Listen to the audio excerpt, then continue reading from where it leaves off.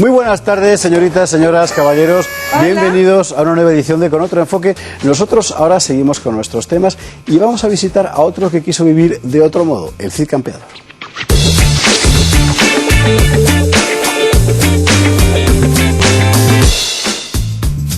Bueno, era así una vez un niño de 14 años que se quedó impresionado ante el sepulcro de Rodrigo Díaz de Vivar, el Cid Campeador, el gran héroe medieval castellano. Y muchos años después, ese niño, que ya no es tal, sino un reputadísimo filólogo, escribe su primera novela sobre el personaje. Y pasó en tiempos del Cid, que es esta que tengo aquí en mi mano. Don José Enrique Gil Delgado, muy buenas tardes. Buenas tardes. Los encantados somos nosotros. Tres preguntas. La primera es la siguiente. Vamos a ver. El Cid es el primer personaje español de novela. Efectivamente. En su época, aunque era un personaje histórico que existió realmente. ¿Faltaba algo por contar sobre el Cid?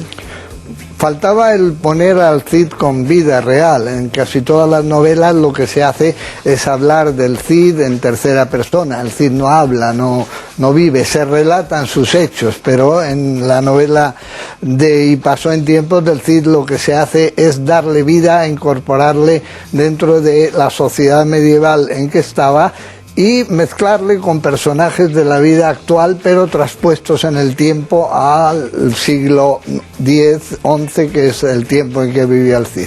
Esta es la parte seguramente más difícil desde el punto de vista del novelista, porque claro, estamos hablando de una época muy lejana y hay que tratar de reconstruirlo. Hombre, con documentación puede reconstruir muchas cosas, es decir, los escudos, las cotas de malla y todas esas cosas, pero los sentimientos, ¿cómo se puede reconstruir los sentimientos de una persona de hace 1000 años?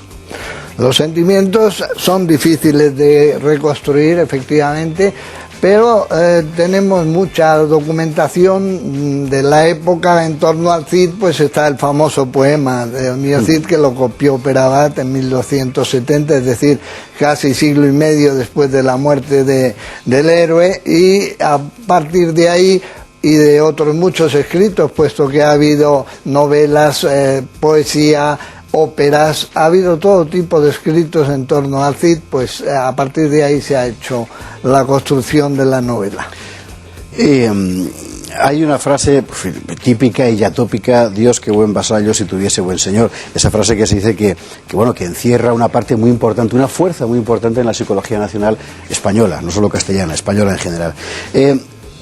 ¿Qué haría hoy el Cid cuando nadie quiere ser vasallo y hay tan pocos buenos señores? Es muy difícil de responder, pero siempre fue un buen vasallo y un buen señor.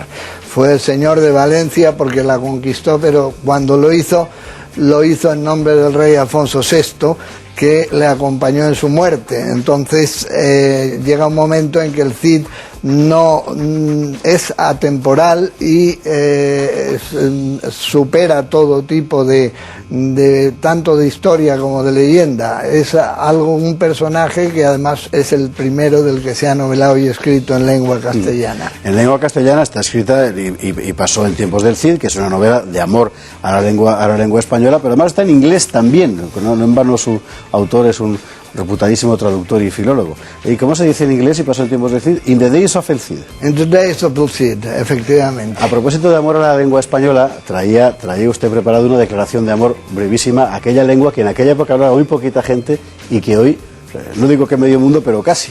Sí, yo diría un poco a todos los televidentes que entre la lengua que hablaba el Cid hace 1000 años prácticamente y la que hablamos hoy en día, pues hay algunas diferencias. Sin embargo, de los poquísimos que la hablaban en tiempos del Cid, hoy afortunadamente somos más de 500 millones los que la hablamos en los 5 continentes.